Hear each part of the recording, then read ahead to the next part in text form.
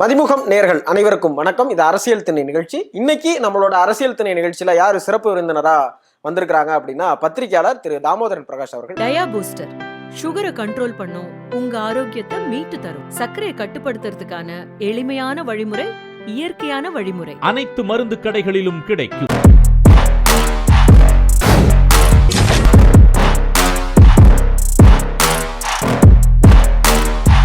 Sir வணக்கம். வணக்கம் sir. 2026க்கான தேர்தல் களம் தமிழ்நாட்டில் சூடுபிடிக்க தொடங்கிருச்சு அப்படின்னே சொல்லலாம். என்டிஏ கூட்டணியில் இருக்கக்கூடிய பாஜக அதிமுக கிட்டத்தட்ட 54 தொகுதிகளை முதற்கட்டமாக கேட்டிருக்காங்க அப்படின்னும், இந்த முறை அதாவது 21, 25 வெற்றி பெற்று ஆல்ரெடி எம்எல்ஏவா இருக்கக்கூடிய அதிமுகவினுடைய எம்எல்ஏஸ் இருக்கக்கூடிய தொகுதிகளையும் பாஜக அவங்களுக்கு வேணும் அப்படின்னு கேட்டிருக்கிறதா தகவல் வந்திருக்கு.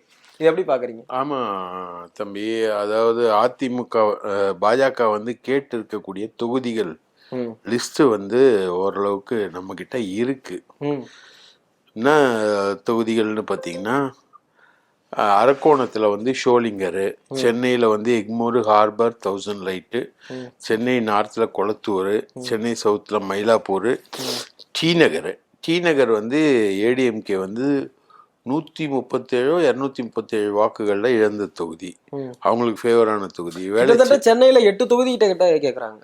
ஆமா, 8 தொகுதி கிட்ட கேக்குறாங்க. கோயம்புத்தூர்ல கோவை நார்த்து, கோவை சவுத்து, கவுண்டம்பாளையம், பல்லடம், சிங்காநல்லூர், சூலூர். இது சூலூர் ஏடிஎம்கே சிட்டிங் தொகுதி, அது கேட்குறாங்க. தர்மபுரியில் பாலக்கோடு, திண்டுக்கல்ல ஒட்டஞ்சத்திரம், ஈரோடில் பவானி, கள்ளக்குறிச்சியில் சங்கராபுரம், கன்னியாகுமரியில் ஆல்மோஸ்ட் ஆல் கேட்குறாங்க. குளச்சல், கன்னியாகுமரி, கிள்ளியனூர், நாகர்கோவில், பத்மநாபபுரம், விளவங்கோடு. இதில் ஒன்று ஏடிஎம்கே சிட்டிங் தொகுதி தலவாய் சுந்தரம், கரூரில் குளித்தரை, கிருஷ்ணகிரியில் ஓசூர் தளி, மதுரையில் மதுரை சவுத்து, நாமக்கல்ல ராசிபுரம், நீல்கிரிஸ்ல குன்னூர், மேட்டுப்பாளையம், உதகமண்டலம். இந்த 3 தொகுதி தான் இருக்குதுங்க. 3 கேட்குறாங்க. பெரம்பலூர், கிணத்துக்கடவு, தொண்டாமுத்தூர் ஏடிஎம்கே தொகுதி, ராமநாதபுரத்தில் பரமக்குடி, சிவகங்கையில் சாக்கோட்டை, தென்காசியில் தென்காசி, தேனியில் போடி நாயக்கனூர், அது ஓபிஎஸ் உடைய சொந்த தொகுதி, தூத்துக்குடி ஒட்டுப்பிடாரம், திருச்சிராப்பள்ளி ஸ்ரீரங்கம், ஸ்ரீரங்கத்தில் ஓரளவுக்கு ஏடிஎம்கேக்கு செல்வாக்கு இருக்கக்கூடிய தொகுதி, ஆலங்குளம், திருநெல்வேலியில் ஆலங்குளம், அம்பாசமுத்திரம், நாங்குநேரி, பாளையங்கோட்டை, ராதாபுரம். இந்த முறை திருநெல்வேலியில் நயினார் நாகேந்திரன் நிற்கலை, அவர் மூவ் ஆகுறாரு, அதனால அது கேட்குறாரு. அது இல்லாமல் ஆம்பூர், அணைக்கட்டு, குடியாத்தம், கேவி குப்பம், வேலூரில், விருதுநகர்ல அருப்புக்கோட்டை, இவ்வளவு தொகுதி கேட்குறாங்க. இது முதற்கட்டம் அப்படின்னு சொல்லியிருக்காங்க. இதுல எல்லாம் எங்களுக்கு வெற்றி வாய்ப்புகள் இருக்கு அப்படிங்கிறதாகவும் பாஜக தரப்புல இருந்து சொல்றாங்க. அடுத்து நாங்க அடுத்த கட்ட பேச்சுவார்த்தையில தொகுதிகள் கேட்போம் அப்படின்றாங்க. இது எப்படி பாக்குறீங்க? அதாவது இதெல்லாம் ஒரு 70 தொகுதிக்கான லிஸ்ட். இதுல நீங்க 30 தொகுதி கொடுத்தா ஓகே, இல்லைன்னா 30க்கு கம்மியானா நாங்க கூட்டணி ஏத்துக்க முடியாதுன்றதுதான் அவங்களுடைய ஸ்டாண்ட். அடுத்த கட்டத்துல கேட்கறதுக்கு என்ன இருக்கு, இதுக்குள்ளன்னு தான் வரும். இது இப்போ உதாரணத்துக்கு டி நகர்ல இப்போ ஹார்பர்ல ஒருத்தர் போட்டி போட்டாரு. அவர் இப்போ நிறைய புகாரில் அடிபட்டவர். அவர் இப்போ டி நகருக்கு வராரு, குறி வைக்கிறாரு. டி நகர் இப்போ எஸ்ஐஆர்ல கூட டி நகர் ரொம்ப ஸ்ட்ரிக்டா பிடிக்கிறாங்க அவங்க டி நகர்ல.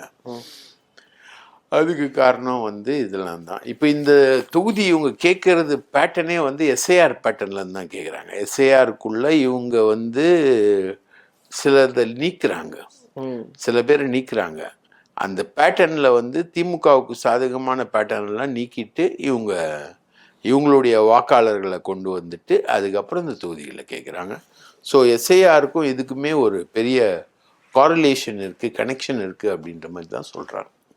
அதாவது எந்த தொகுதிகளில் அதிமுக செல்வாக்கா இருக்குங்கிறத பார்த்து அந்த தொகுதிகளில் இவங்க வாக்காளர், அதாவது இவங்களோட வேட்பாளர், அதாவது திமுக மைனஸ் பண்ணிட்டு இப்போ டி நகர்ல திமுகவுக்கான ஒரு பேக்கெட்ஸ் இருக்கு, சில பேக்கெட்ஸ்.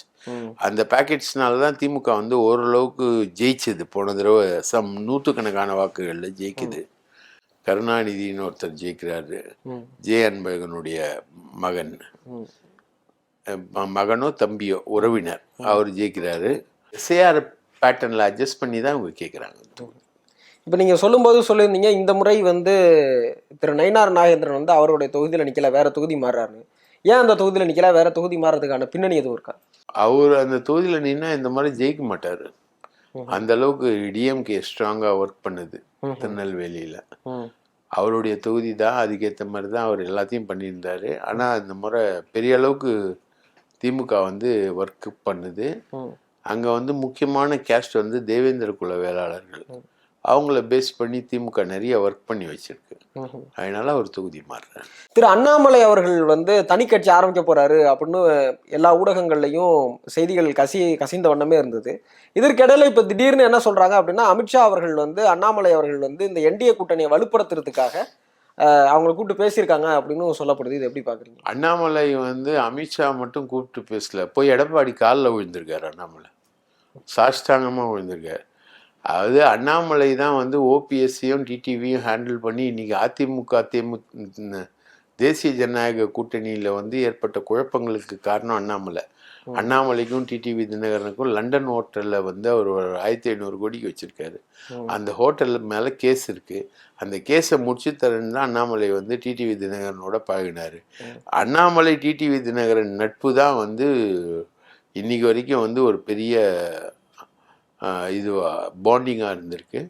அந்த பாண்டிங்கில் வந்து ரொம்ப பிரச்சனை பண்ணவே போன தடவை எடப்பாடிலாம் ஒரு ஆளா தற்குறி, இதெல்லாம் ஜெயிக்க மாட்டான், இவர் தலைமையிலான ஏடிஎம்கே எல்லாம் வந்து மண்ணக்கவும் அறிவில்லாத ஆள் அப்படிலாம் பேசிட்டு டிடிவி தினகரன் ஓபிஎஸ் இவங்களெல்லாம் வச்சு மற்ற கட்சிகளெல்லாம் வச்சு ஒரு பெரிய கிராண்ட் அலையன்ஸ் உருவாக்கி 18% வாக்குகளை அவர் வாங்கினார். எடப்பாடி தனியாக நின்று 20% வாக்குகளை அவர் வாங்கினார். ஸோ அந்த 18% வாக்குகளை அவர் வாங்கினதுனால இப்போவும் வந்து ஓபிஎஸும் டிடிவியும் அண்ணாமலையை தான் நம்பிக்கிட்டு இருக்காங்க. செங்கோட்டையனை கொண்டு போய் நிர்மலா சீதாராமன் கிட்ட விட்டு தான் அண்ணாமலை தான். அதே மாதிரி நிறைய டேமேஜிங் வேலையெல்லாம் பண்ணியிருக்காரு அவர். ஸோ இப்போ கூப்பிட்டு அமித்ஷா செம்ம ரைடு விட்டு நீ தனி கட்சி ஆரம்பிக்கிற மாதிரி இருக்கேன்னு கேள்விப்பட்டோம். நீ 5000 கோடி ரூபாய் வச்சிருக்க, 5000 கோடி ரூபாய் திருடி இருக்க, இந்த 5000 கோடி ரூபாவை எப்படி எப்படிலாம் முதலீடு பண்ணியிருக்க, உன் மச்சான் பேரில் வந்து ஒரு செங்கல் சூளை நடத்தி அதில் ஒரு 400 கோடி பண்ணியிருக்க, கோவையில் ஒரு 300 கோடிக்கு நிலம் வாங்கியிருக்க, பெங்களூரில் இப்போ 2500 கோடி ரூபாய்க்கு நிலம் ப்ராஜெக்டை வந்து சேங்ஷன் பண்ணியிருக்க, துபாயில் பணம் வச்சுருக்க, லண்டனில் பணம் வச்சுருக்க, அதுக்கு உனக்கு டிடிவி தினகரன் உதவுனான் லண்டனில் நீ பணம் வச்சுருக்கிறதுக்கு. அதனால் அவன் லண்டன் ஹோட்டல் கேஸை நான் க்ளோஸ் பண்ணி தரேன்னு நீ வந்து அவனோட பழகிட்டு இருக்க, அவனை ஆப்ரேட் பண்ணிகிட்ருக்க, அதிமுகவில் குழப்பம் ஏற்படுத்துகிற.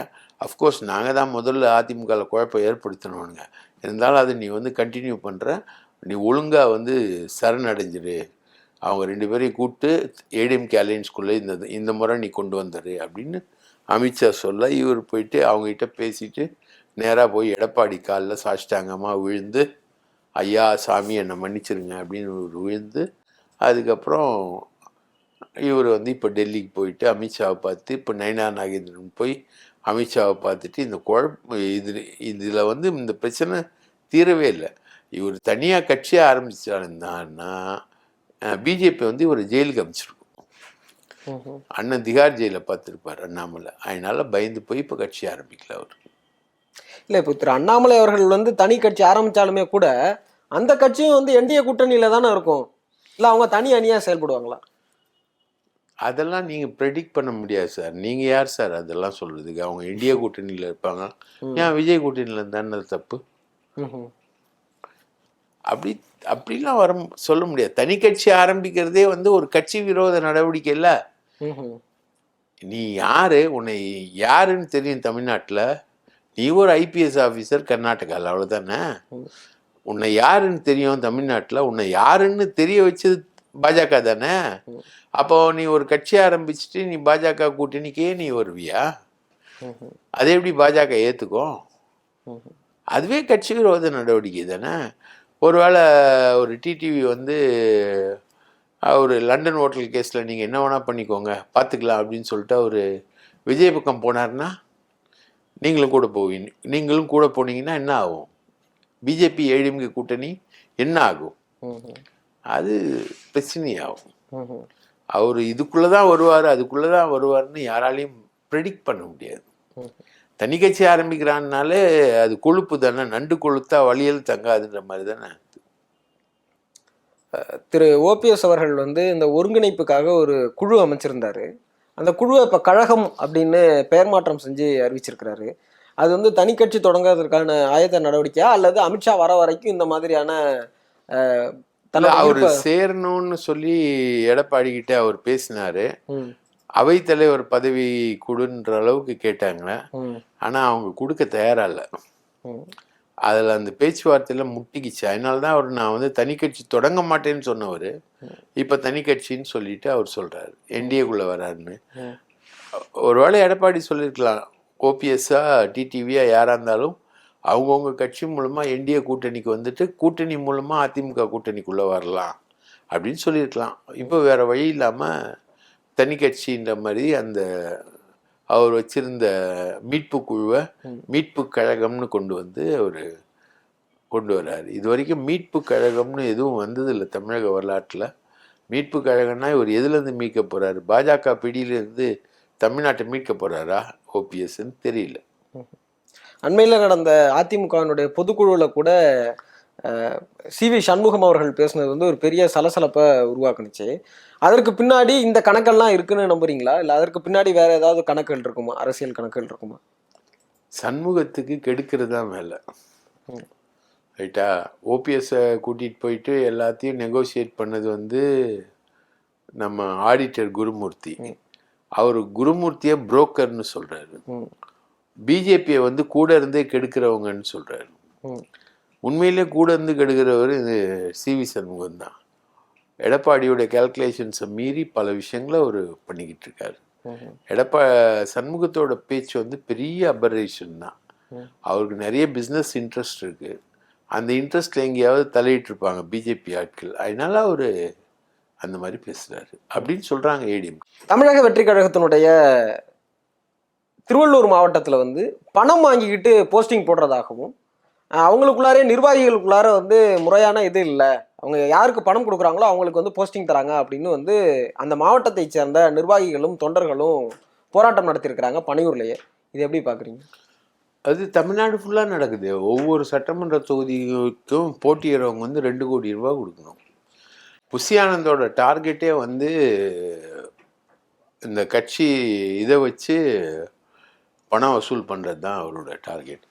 அவர் வந்து இந்த மாதிரி போஸ்டிங் போடும்போதும் காசு வாங்குறாரு, அப்புறம் சட்டமன்ற உறுப்பினராக போட்டியிடுறதுக்கும் காசு வாங்குறாரு. அவர் காசு வாங்காததே இல்லை. இப்போ அவர் ஒரு 20 லட்சமோ 30 லட்சமோ மாவட்ட நிர்வாகி போகிறதுக்கு வாங்குறாருன்னா, அந்த மாவட்ட நிர்வாகி வந்து அதுக்கு கீழே இருக்க நிர்வாகி, ஒன்றிய நிர்வாகி, வட்ட நிர்வாகி போடுறதுக்கு அவர் காசு வாங்குறாரு. அப்போ வந்து அவருக்கு வந்து செலவாகிற அந்த 30 லட்சம் ரூபாய் வந்து சரியாக போயிடுது. அதுக்கப்புறம் இப்போது சட்டமன்ற தேர்தலில் போட்டி போகிறதுக்கு காசு வாங்குது. ஏற்கனவே கோவையில் இந்த மாதிரி புகார்கள் வந்ததுன்னு வச்சுக்கோங்க. ஆனால் இந்த புகார்கள் எதையுமே வந்து விஜய் கண்டித்ததா தெரியல. புஷி ஆனந்த் தான் வந்து விஜய்க்கு முக்கியமான பினாமி, விஜயோடைய சொத்துக்களுக்கு முக்கியமான பினாமி புஷி ஆனந்த் தான். அவரை வச்சு தான் விஜய் சொத்து சேர்க்கிறாரு. அதனால தான் அவரை வந்து கான்ஃபிடென்ட்டாக அவர் வந்து கூட வச்சிருக்காரு அப்படின்றாரு. அப்போது இந்த காசெல்லாம் வசூல் பண்ணுறது புஷி ஆனந்த் இல்லை, விஜய் தான் இந்த காசெல்லாம் வசூல் பண்ணுறாரோன்ற சந்தேகம் இருக்குது. சப்போஸ் அது அப்படி விஜய் வசூல் பண்ணல அப்படின்னு சொன்னார்னா, விஜய் அந்த வசூல் பண்ணுறதை கண்டிச்சிருப்பார்ல. ஏன் இது வரைக்கும் கண்டிக்கல? புகார் மேலே புகார் வருது, காசு வாங்கிட்டு தான் போஸ்டிங் போடுறாங்க. அப்போ காசு வாங்கிட்டு போஸ்டிங் போகிறது எதுக்கு? அது மாதிரி காசு வாங்கிட்டு போஸ்டிங் போட்டால் கூட அதில் இருக்கிறவன் செத்து போனாலும் கண்டுக்கிறது இல்லை. பல நிர்வாகிகள் இறக்குறாங்க, மாநாட்டுக்கு வந்து இறக்குறாங்க, சாதாரணமாக இருக்கிறாங்க. திருச்சியில் ஒருத்தர் வந்து இறந்து போனார். இப்போ இவங்களுக்கு எல்லாரையும் கூப்பிட்டு 41 பேர் கரூரில் இறந்தவங்களுக்கு எல்லாருக்கும் இவர் வந்து தனித்தனியாக கூப்பிட்டு மன்னிப்புலாம் கேட்டு காசு 20 லட்ச ரூபா கொடுக்கும்பொழுது திருச்சியில் இறந்தவங்களுக்கு என்ன காசு கொடுத்தீங்க அப்படின்ற ஒரு கேள்வியை போஸ்டராக ஓட்டியிருந்தாங்க எல்லாருமே. ஸோ பல மாவட்டங்களில் வந்து தாவேகாவினர் வந்து இறக்குறாங்க. அது ஒரு மாஸ் கட்சி, அதெல்லாம் வந்து கண்டுக்கிறதே இல்லை. அது இல்லாமல் இப்போ புஷி ஆனந்த் வந்து இந்த மாதிரி காசு வாங்குறத வந்து விஜய் கண்டுக்காமல் இருக்காருன்னா, விஜய் வந்து பிளாக் டிக்கெட் விற்கிறதுலேயே காசு வாங்குறவர் தானே அவர், சம்பளம்னு சொல்லிட்டு. அந்த மாதிரி விஷயங்கள்லாம் வருது அவர் மேலே. ஸோ அப்போ விஜய் வந்து அனுமதிக்கிறார், இந்த மாதிரி கொள்ளையடிப்பதை அனுமதிக்கிறார். ரசிகர் மன்றம் என்ற பெயரில் புசி ஆனந்த் கொள்ளையடிப்பதை அனுமதிக்கிறார் அப்படின்னு தானே அர்த்தம். இப்போ விஜய் செய்யக்கூடிய ஒரு புதுவிதமான ஊழல் இது. திருவள்ளூர் மாவட்டத்தில் வந்து ஒரு பேனர் வைக்கிற இஷ்யூவில் வந்து புசி ஆனந்த் அவர்கள் படத்தை விட வந்து ஆதவர்ஜுனா அவர்களுடைய படம் இடம்பெற்றிருந்ததுனால அவங்கள வந்து கட்சி பதவியிலிருந்து நீக்கியிருக்கிறாரு பொதுச் செயலாளரான புசி ஆனந்த் அப்படின்னு சொல்லப்படுறாங்க. ஆமா ஆமா. அது அப்ப அவங்களுக்குள்ளார வந்து அதிகார சண்டை வந்து இப்பவே ஆரம்பிச்சிருச்சா? அது எப்பவுமே இருக்கு. புசிய வந்து விஜய் விட்டு கொடுக்க மாட்டார். அவர் வந்து ரசிகர் மன்றத்திலேருந்து வந்தவர், பொதுச் செயலாளர். அவர் வந்து ரசிகர் மன்றத்தில் போஸ்டர் ஓட்டினவங்களுக்கு தான் பதவின்னு சொல்லப்படக்கூடிய விஜய் கான்செப்டோடைய முக்கியமான ஆள் வந்து புசி ஆனந்த். அதனால புசி ஆனந்தை வந்து விட்டு கொடுக்க மாட்டார். ஆதவுக்கு எல்லாம் ஒன்றும் பெரிய அளவுக்கு மரியாதையே கிடையாது. புசி ஜான் ஆரோக்கியம் இல்லாமல் விஜய் வந்து ஆதவை பார்த்தது கூட கிடையாது. இவ்வளோ செலவு பண்ணியிருக்காரு, ஒரு 100 கோடிக்கு மேலே செலவு பண்ணியிருக்காரு அவர் ஆதவ்.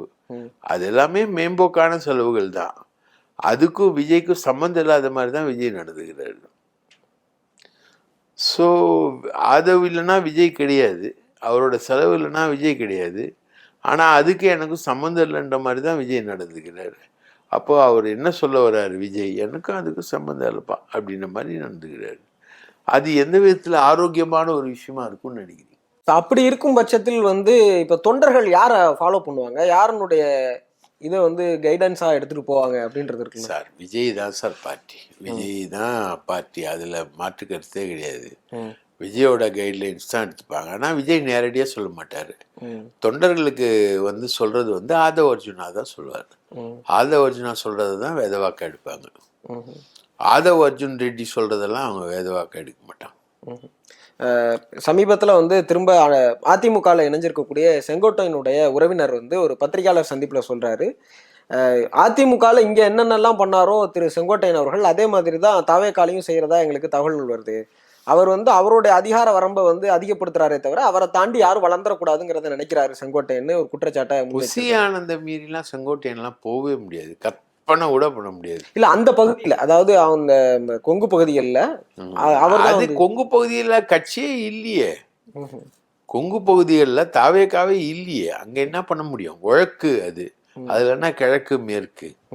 இங்க அவர் புசி ஆனந்தெல்லாம் மீறிலாம் இவரால் ஒரு எம் கூட பண்ண முடியாது. புசி ஆனந்தெல்லாம் சசிகலா மாதிரினா செங்கோட்டையன் எங்க ஒரு மாவட்ட செயலாளர் அந்த ரேஞ்சு தான் அவர் இருப்பாரு. அங்கெல்லாம் ஒன்றும் பண்ண முடியாது. ஜெயலலிதாவையாவது பார்த்து பேசிட முடியும், விஜயெல்லாம் பார்த்து பேச முடியாது, யாராலையும் பார்த்து பேச முடியாது. விஜய் வந்து ஜெயலலிதாவுடைய அற்புதமான ஒரு பிறவி. ஜெயலலிதாவோட கரண்ட் கேரவான் ஆக்டர் அவர். ஜெயலலிதாவது பழைய கேரவான் ஆக்டர் ஆகி நதியை தேடி வந்த கடல்னு நாட்டிய நாடகம் நடத்தும் போது தான் அரசியலுக்குள்ளே வந்துச்சு. இவர் அப்படி இல்லை, கரண்ட்டில் சிவியராக ஒரு பெரிய ஸ்டாராக இருக்கும்போது வராரு. ஸோ கரண்ட் கேரியர் ஆக்டருக்கும் எப்பொழுதோ நடித்த கேரியர் ஆக்டருக்கும் வித்தியாசம் இருக்குது. ஜெயலலிதாவை தாண்டி ஒரு பெரிய விஷயங்களை செய்யக்கூடியவர் தான் விஜய். ஜனவரி 2ஆம் வாரத்தில் மோடி அவர்கள் தமிழ்நாட்டுக்கு வரலாம் அப்படிங்கிற மாதிரியான தகவலை வந்து திட்டமிட்டிருக்கிறதா பாஜக தரப்பு வட்டாரங்கள் சொல்கிறாங்க. திரு விஜய் அவர்கள் வந்து அந்த கூட்டணிக்குள்ளார இணையறதுக்கு வாய்ப்பு இருக்குது அப்படிங்கிற மாதிரியான தகவல்களும் பரவலாக இன்னமுமே பேசப்பட்டுக்கிட்டு இருக்கு. ஆனால் தாவேக்காலேருந்து உறுதி காட்டுறாங்க, விஜய் அவர்களை யார் முதலமைச்சராக ஏற்றுக்கிட்டு இருக்காங்களோ அவங்க தான் எங்கள் கூட்டணிக்கு வரலாம் அப்படின்னு.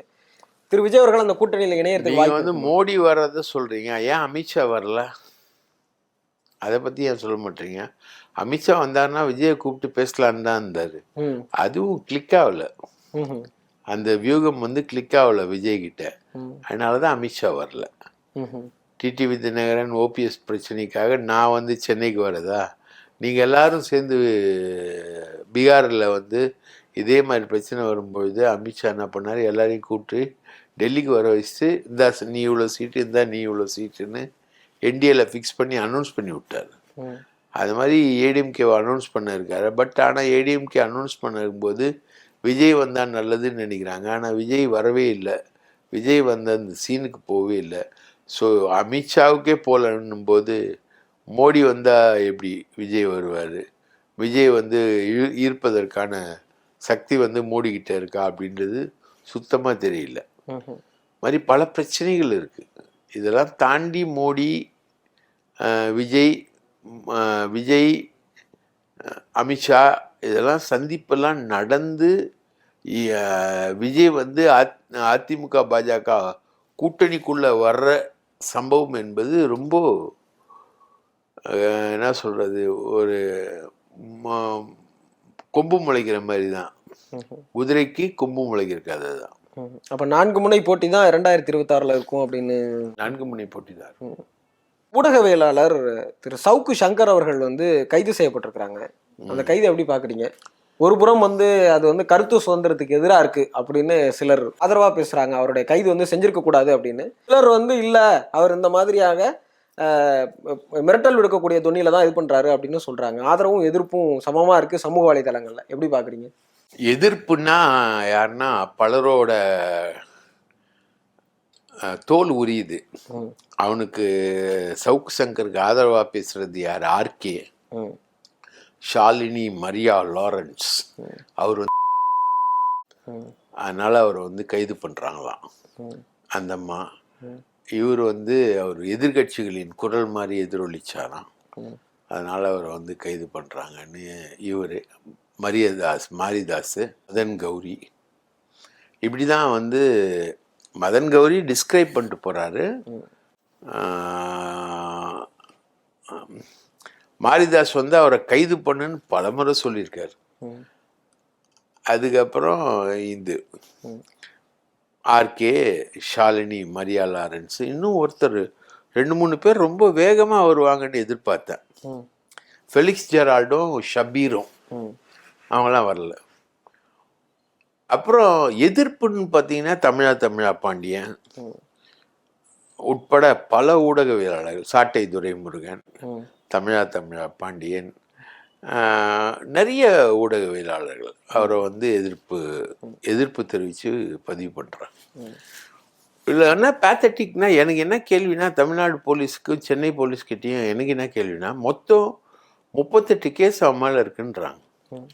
ஒரு டைரக்டரும் தயாரிப்பாளரும், ரெட் அண்ட் ஃபாலோன்னு ஒரு படத்தோட தயாரிப்பாளரும் டைரக்டரும் ப்ரெஸ் கிளப்லேயே வந்து உட்காந்து எப்படிலாம் மிரட்டினாங்க அப்படின்றத சொல்கிறான். அதுலேயும் அந்த மாலதி பச்சையாக சென்னை லாங்குவேஜில் வந்து திட்டி, கேவலமாக திட்டி, உன்னால இங்கேயே வந்து வெட்டி போட்டுருவேன், இவனெல்லாம் இங்கேயே கொண்டு போடுங்க, நம்ம ஆஃபீஸ்லேயே வந்து மறுப்பு போடு, மன்னிப்பு கேளுன்னுலாம் சொல்கிறான், இவனை இங்கேயே வெட்டி போடுங்கன்னு மாலதி.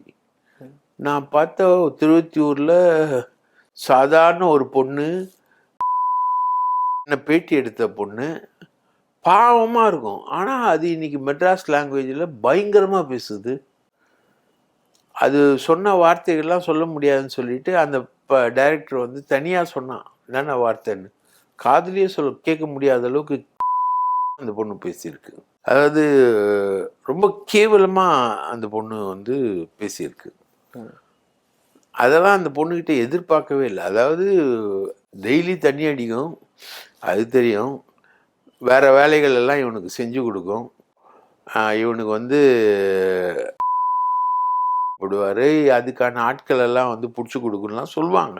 இதெல்லாம் இணையதளங்களில் ஏற்கனவே பேசிக்கிட்டு இருக்க சப்ஜெக்டு.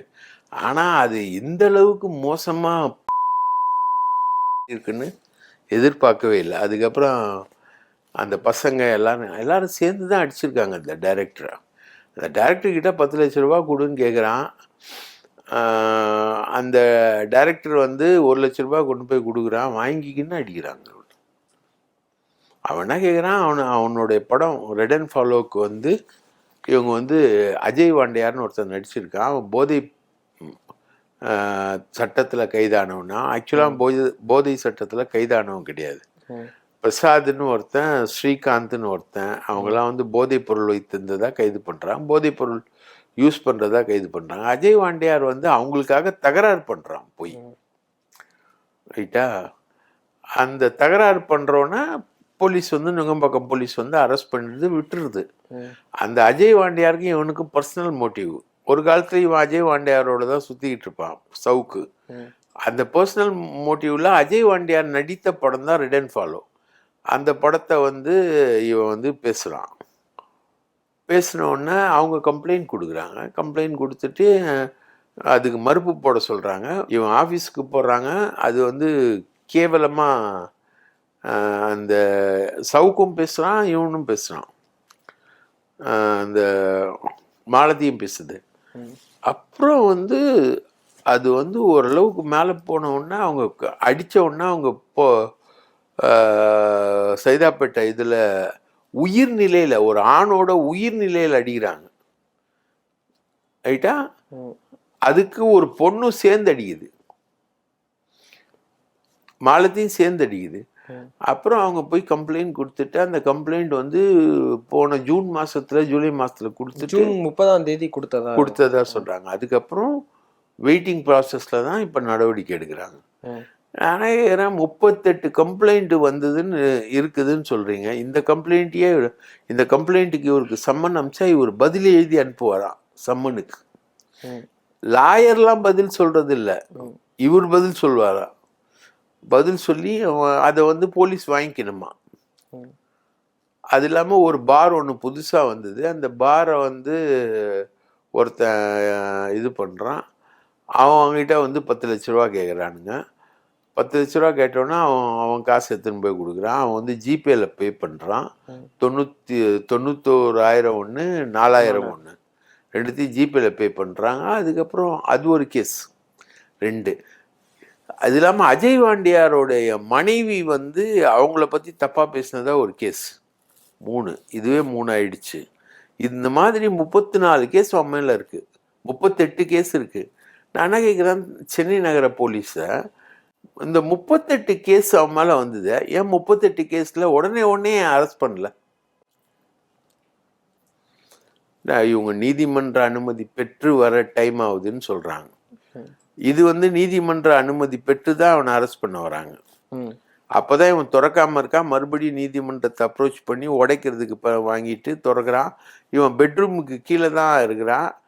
அதுக்கப்புறம் இவர் வந்து கால் மேலே கால் போட்டு உட்கார்ற மாதிரி ஒரு சீனை வந்து அங்கே கிரியேட் பண்ணுறாரு, ரைட்டா?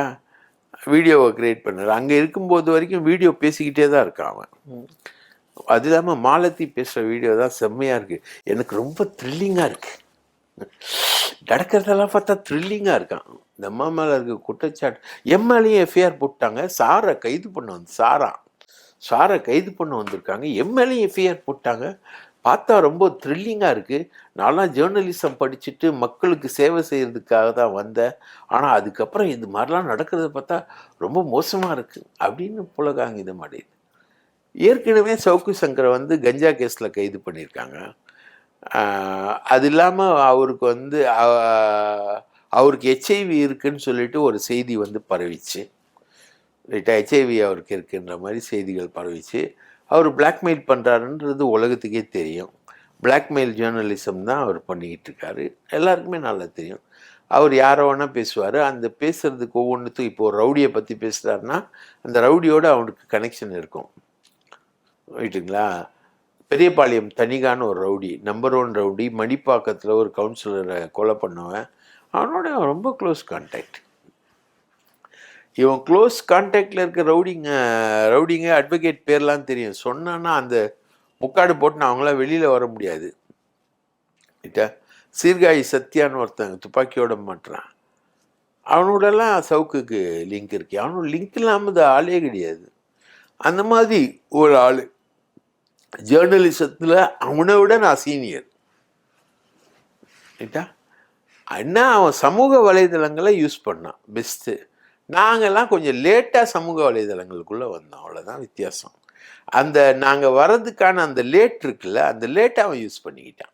அப்படியே அவர் பீக்குக்கு போயிட்டார். இதுதான் அவனுக்கும் எங்களுக்குமான வித்தியாசம்.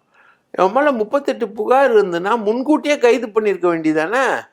இப்போது யார் மேலேயாவது உங்கள் மேலே ஒரு புகார் வருது தம்பி, போலீஸ் கூப்பிட்டு விசாரிப்பாங்களா இல்லையா, கைது பண்ணுவாங்களா இல்லையா?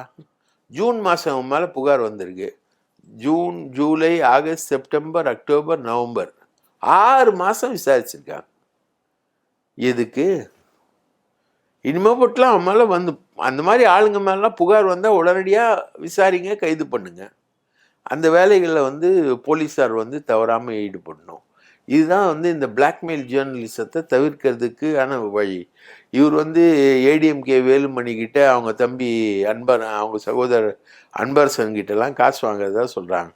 அந்த காசெல்லாம் ஒரு வழி. ஒரு காலத்தில் அண்ணாமலை கிட்ட காசு வாங்கினதா சொன்னாங்க. அந்த காசெல்லாம் இன்னொரு வழி. ரைட்டா? அதை தாண்டி யார் யார்கிட்ட பிச்சை எடுக்கிற மாதிரி பார் வச்சிருக்கிறவன், சினிமா படம் தயாரிக்கிறவன், இவங்க வீட்டெலாம் காசு கேட்டு மிரட்டி பிரச்சனை பண்ணால் அவரை கைது பண்ணாமல் கொஞ்சுவாங்களா? இப்போ கூட மாலதி மேலே எஃப்ஐஆரில் பேர் இருக்குது. மாலதியை போலீஸ் கைது பண்ணல. அது ஏன்? மாலதி வந்து நல்லவளா? பாலதி வந்து எந்த தப்பும் பண்ணலையா? அவள் யூஸ் பண்ண லாங்குவேஜ் எல்லாம் அந்த டைரக்டர் ப்ரெஸ் மீட்டில் சொல்கிறத கேட்டால் பிஜாராக இருக்குது. நான் பார்த்த ஜிட்டுக்கானு இவ்வளோண்டு இருக்கும். அது எனக்கே பயங்கரமான ஆச்சு. நீங்கள் இப்போ உங்களை மாதிரி பேட்டி எடுக்கக்கூடிய பொண்ணு தான் அது. இப்போ நீங்களே ஒரு மிகப்பெரிய ரவுடியா தாதாவாக வந்து என் முன்னாடி இருந்தீங்கன்னா எனக்கு எப்படி இருக்கும்? என்னை பேட்டி எடுத்த பையன் தங்கமான பையன், நல்ல பையன், அமைதியான பையன், அப்படிதான் நம்ம பார்ப்போம். நீ வந்து ஒரு பெரிய தாதாவா, ஒரு ஸ்மக்லிங்கிற தாதாவா நின்றுக்கிட்டு சொத்து மட்டுமே 720 கோடி 2 பேருடைய சொத்து. அவளோட தெரிஞ்ச சொத்தே சென்னையில் ஒரு 10 கோடி. மாலதி திருவத்தூரில் அவங்க அப்பா ஒரு கண்ணாடி கடை வச்சுட்டு இருந்தோம். நாங்கள் படித்தது ஜேர்னலிசம். என்ன ஜேர்னலிசம்? இதான் ஜேர்னலிசமா நீ படித்தது? இல்லை, அவங்க என்ன சொல்கிறாங்கன்னா, ஒரு பழிவாங்கும் நடவடிக்கையாக வந்து அரசாங்கம் வந்து இந்த கைதை பயன்படுத்துது. பாருங்க, சாட்டர்டே சண்டேல வந்து அரெஸ்ட் பண்ணுறாங்க, கோர்ட் லீவு அப்படிங்கிற மாதிரியான ஒரு வாதத்தை முன்வைக்கிறாங்க. அப்படி எதுவும் பின்புலத்தில் எதுவும் அரசாங்கத்துலேருந்து இன்ஸ்ட்ரக்ஷன்ஸ் இருந்திருக்குமா? ஃப்ரைடே ஆர்டர் வாங்குறாங்க, சாட்டர்டே வராங்க, அவ்வளோதான். ஃப்ரைடே வந்து கோர்ட்டில் ஆர்டர் கொடுக்குறாங்க, அவனுக்கு அரெஸ்ட் வாரண்ட் ஆர்டர் கொடுக்குறாங்க, சாட்டர்டே வராங்க. இதுலன்னா சாட்டர்டே வந்து நீ சரி மண்டே நீ போக மாட்டியா கோர்ட்டுக்கு? இப்போ அவர் ஜெயிலில் ஃப்ரீயாக இருக்கார், செம்ம வசதியோடு இருக்கார், செல்ஃபோன்லாம் கொடுத்துருக்காங்க, டிவி பேப்பரு எல்லாம் அவர் கேட்குறதெல்லாம் கொடுக்குறாங்க, பீடி சிகரெட் எல்லாமே கொடுக்குறாங்க. அங்கே இருக்கக்கூடிய ஒரு சூப்பரண்டென்ட் வந்து அவருக்கு பயந்த சூப்பரண்டென்ட்டு புழலில், அதனால் பத்திரமா அவரை பாதுகாத்துக்கிறாங்க, எல்லாமே செய்கிறாங்க. ரைட்டா? சகல வசதிகளோடையும் இருக்கார். ஒரு 2 நாள் ஜெயிலில் இருக்க போகிறாரு. திங்கட்கிழமை மூவ் பண்ண போகிறாரு பெயிலு. அதுக்கு தான் சுவாமிநாதன் மாதிரி அவருக்கு நண்பர்களான ஜட்ஜஸ் இருக்காங்கல்ல, அந்த மாதிரி ஜட்ஜஸை வச்சு பிஜேபி வழக்கறிஞர்களை வச்சு காசுக்கு உங்களுக்கு பஞ்சமே கிடையாது. எஸ்பி வேலுமணி, அவங்க சகோதரர் அன்பரசன், அவங்க வந்து காசு செலவு பண்ண போகிறாங்க, ஏடிஎம்கே செலவு பண்ண போகுது. எஸ்பி வேலுமணி சொல்லி கல்யாண சுந்தரம் வந்து கண்ணீர் மல்க அறிக்கையெல்லாம் கொடுக்குறாரு. அதிமுக கல்யாண சுந்தரம் அதிமுகனுடைய அஃபிஷியல் ஹேண்ட்லிங்லேருந்து தான் சோஷியல் மீடியாவில் வந்து சவுக்கு சங்கர் அவர்களுடைய கைதிக்கு வந்து கடுமையான எதிர்வினையெல்லாம் ஆற்றிட்டு இருக்காங்க. அது அவர் கிட்டத்தட்ட அதிமுக காரருங்கிற அளவுக்கு அவங்க அந்த லெவலில் தான் அந்த அவர் அடுத்தது எம்எல்ஏ ஆகுறாருங்க. அவருக்கு எம்எல்ஏ சீட் கொடுக்க தயாராகிருக்காங்க அவங்க அதிமுகவில் வேலுமணி மூலமா எம்எல்ஏ சீட் கொடுக்கறதுக்கு அவருக்கு தயார் பண்ணியிருக்காங்க. அவர் என்னைக்கு எடப்பாடிக்கு எதிராக என்னென்ன பேசினான்னு தெரியும், ஆனால் வேலுமணிக்கு எதிராக பேசுறது இல்லை. அவர் அப்படி வேலுமணிக்கு எதிராக பேசாம இருப்பதற்காக காசு, ரைட்டா, வேலுமணிக்கு சப்போர்ட் பண்றதுக்காக காசு, கொடநாடு கொலை வழக்கில் வேலுமணி சகோதரர் சம்மந்தப்பட்டிருக்காருன்னு சொல்லாம இருக்கிறதுக்கு காசு, இது மாதிரி அவர் பேசாமல் இருக்கிறதுக்கே காசு வாங்குறவர். அவர் பேசி காசு வாங்குறது. இதோட லெவல் என்ன லெவலுக்கு போச்சுன்னா, சின்ன சின்ன ஆட்கள்கிட்டையும் காசை பிடுங்குற லெவலுக்கு போச்சு. பார்காரனுக்கு காசு வாங்கிறது, பட தயாரிப்பாளர்கிட்ட காசு வாங்குறது, அந்த மாதிரி எல்லா லெவலுக்குமே போயிடுச்சு. அதாவது ஆதம்பாக்கத்தில் ஏடிஎம்கே காரன் ஆஃபீஸில் தானே ஆஃபீஸ் போட்டிருக்காரு. கேபி கந்தன்னு ஒருத்தர் இருக்காரு, நல்ல மனுஷன், ஈசிஆரில். அவரோட ஆள் தான் ஒருத்தன். அவனுடைய செகண்ட் ஃப்ளோரில் தான், ஆதம்பாக்கத்தில் தான் ஒரு ஆஃபீஸ் போட்டிருக்காரு. ஸோ அங்கே ஏடிஎம்கேக்காரங்க தான், ஏடிஎம்கேவுடைய ஆட்கள் தான்.